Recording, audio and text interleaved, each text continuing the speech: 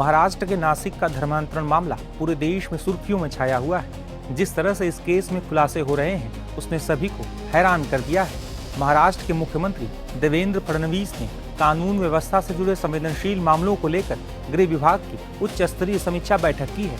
इस बैठक में नासिक धर्मांतरण मामले के साथ साथ कई अन्य मामलों की भी जानकारी ली गई और कई दिशा निर्देश दिए गए हैं। नासिक मामले पर सीएम फडणवीस ने सख्त लहजे में कहा है कि इस तरह के मामले राज्य में बर्दाश्त नहीं किए जाएंगे और इसकी जड़ तक जाएंगे। गौरतलब है कि नासिक यौन शोषण और धर्मांतरण मामले में अब तक 7 आरोपी गिरफ्तार हो चुके हैं। यह सभी एक निजी कंपनी के कर्मचारी हैं। पुलिस ने बताया है कि सभी आरोपी निजी कंपनी में उच्च पदों पर तैनात हैं और यह सभी एक सिंडिकेट की तरह काम कर रहे थे। इस पूरे सिंडिकेट का खुलासा तब हुआ जब पुलिस की एक टीम ने सफाई कर्मी बनकर निजी कंपनी के ऑफिस में अंडरकवर ऑपरेशन चलाया। दरअसल इसी साल फरवरी में जब एक पीड़ित युवती पुलिस थाने पहुंची थी और निजी कंपनी के अंदर चल रही गतिविधियों के बारे में पुलिस को जानकारी दी थी। इसके बाद नासिक पुलिस ने सबूत जुटाने, सिंडिकेट के बारे में पता करने और काम करने के तौर तरीकों के बारे में जानने के लिए एक अंडर कवर ऑपरेशन चलाया, जिसके बाद इस मामले में कई सनसनीखेज खुलासे हुए हैं। इस घटना के बाद से हिंदू संगठनों में भी उबाल देखने को मिल रहा है। महाराष्ट्र एटीएस जहां इस मामले की तेजी से जांच कर रही है, वहीं राष्ट्रीय महिला आयोग की एक टीम भी नासिक पहुंची। इस सनसनीखेज घटना के सामने आने के बाद इस पर राजनीति भी तेज हो गई है। बीजेपी नेता नवनीत राणा इस मामले को लेकर भड़की हुई हैं, वहीं वैसे की पार्टी की तरफ से भी इस मामले पर बयान सामने आया है। अमरावती वायरल वीडियो कांड मामले में पुलिस ने 2 नई गिरफ्तारियां की हैं। अब तक कुल 6 गिरफ्तारियां हो चुकी हैं। इस पर बातचीत करने के लिए मेरे साथ खुद बीजेपी से नवनीत राणा जी मौजूद हैं। नवनीत जी, सबसे पहले आपका रिएक्शन क्या, आपको लगता है कि ये एक कोई बड़ा लार्जर कॉन्स्पिरेसी हो सकती है और इसके जो डॉट्स हैं वो महाराष्ट्र के जो अलग अलग इलाकों से जो घटनाएं हमें देखने मिल गई, चाहे अमरावती हो, नासिक हो, पुणे हो, इससे भी कनेक्ट हो सकते हैं? 100% देखिए आप, नासिक में जो हुआ, एक कॉर्पोरेट ऑफिस में जिस तरीके से उनका रैकेट वो चला रहे थे, बिकमिंग अ बॉस, और बॉस बनने के बाद जो गरीब लड़कियां हमारी होती हैं कि भाई जो जॉब के लिए जाती हैं, पढ़ लिख के डिग्रियां लेने के बाद अपने अपने जॉब में जाके कोशिश करती हैं कि काम से अपनी फैमिली को कुछ स्ट्रेंथ दे पाएं। हमारे तो लोग मेहनती हैं ना, हम लोग जब भी जो काम करते हैं बहुत मेहनत और ईमानदारी और दिल से करते हैं, पर इसका जो फायदा उठाते हैं, देखिए आप जितने भी लव जिहाद के मुझे बोलते हुए आप अगर देखोगे तो गूज बम्स आ रहे हैं। ये क्यों आते हैं? क्योंकि ये घटनाएं जब हम खुद देख रहे हैं अपने आंखों से, और हमारे पास जब लड़कियां आती हैं तो हमको सब डीपली वो बताते हैं कि वो किस तरीके से उनके साथ वो करते हैं। वो जॉब करने गई, जॉब में उनको फोर्स किया गया कि तुम कलमा पढ़ें, तुम बुर्का डालो, खिलाया गया। ये सब जब लड़कियों के साथ होता है, उसके बाद कहीं जाकर इनका रैकेट और ये छोटा मोटा नहीं है, ये सिर्फ नासिक तक सीमित नहीं है, ये सिर्फ अमरावती में, अचलपुर, परतवाड़ा में तक का सीमित नहीं है। ये इसके पूरे देश में जिस तरीके से ये प्लानिंग प्लॉटिंग करते हैं ना, वो उस तरीके की सिचुएशन है। मुझे लगता है इनका आका जो है, हमारे महाराष्ट्र के मुख्यमंत्री इतने पावरफुल हैं कि वो आका को जल्द पकड़ेंगे, इतना विश्वास है मेरा। क्या आपको लगता है ये जो आका है ये महाराष्ट्र में बैठे हो सकते हैं या फिर कोई एक बड़ी ताकत इसमें लगी हुई है, शायद विदेश का भी इसमें लिंक हो? 100%, कारण कि जब भी इलेक्शंस भी हुए तो मोदी विरोधी इंटरनेशनल जो लोगों के हाथ थे, जब पैसे आ रहे थे इंटरनेशनली, यहाँ पर जहां पर भी मोदी जी के उम्मीदवार थे, वहां पर उनके पैसे किस तरीके से इस्तेमाल हो रहे थे, किस तरीके से मदरसाओं से, किस तरीके से सीटों के ऊपर चर्चाएं होती हैं, किस तरीके से शाम में बैठकर ये चर्चा करते हैं, मोदी विरोधी सब, और इंटरनेशनली जो इसमें हाथ है, तो मुझे लगता है उसका पर्दाफाश होगा।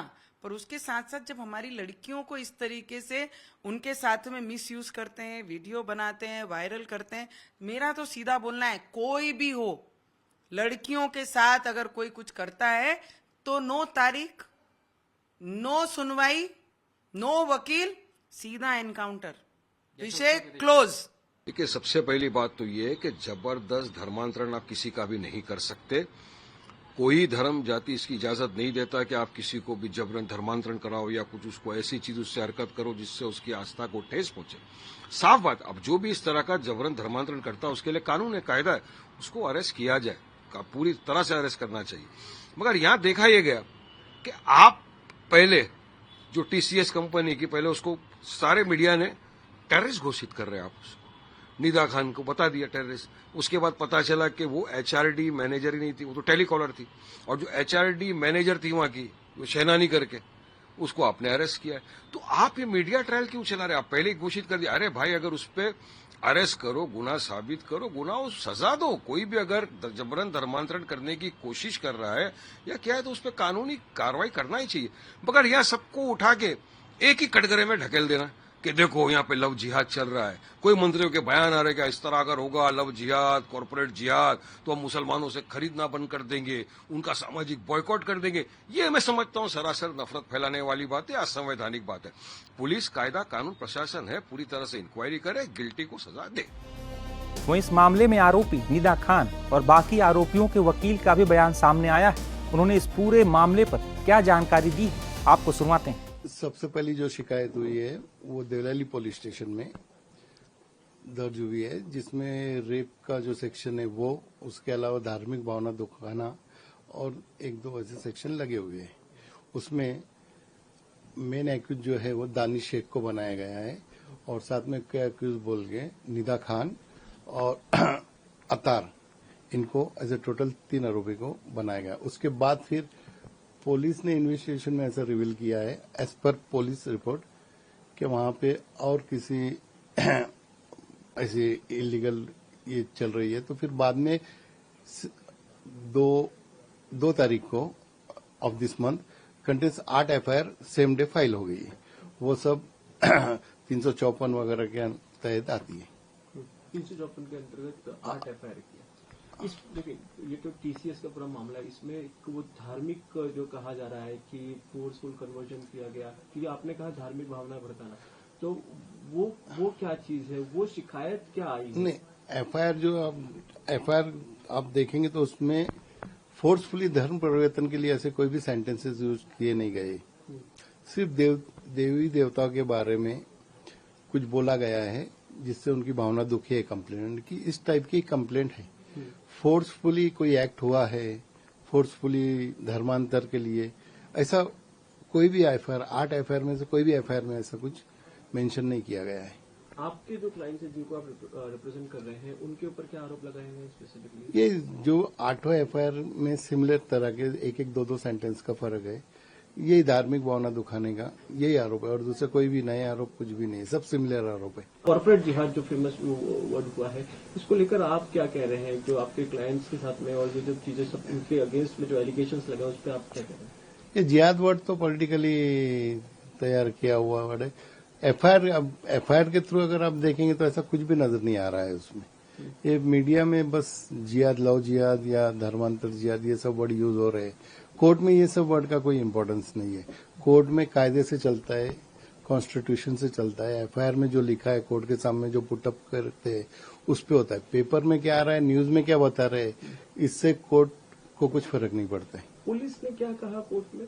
उन्होंने जब ये जो पीसी और एमसीआर की जब बात कुछ मोबाइल रिकॉर्ड करना है और चैट चेक करना है, सब जो फॉर्मल ग्राउंड रहते हैं पीसी के, और किसी के साथ कुछ चैटिंग की क्या और किसी को फोर्स किया गया, ये सब बातें के लिए तो उसके लिए सफिशिएंट 2-3 दिन की पीसी हर सीआर में मिलती है उनको।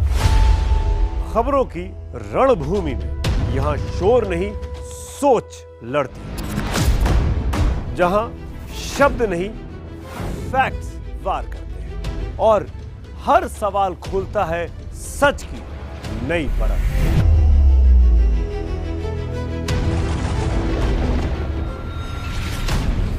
चक्रव्यूह आपके अपने सुमित अवस्थी के साथ सोमवार से शुक्रवार शाम 6:57 पर टाइम्स नाउ नव भारत पर।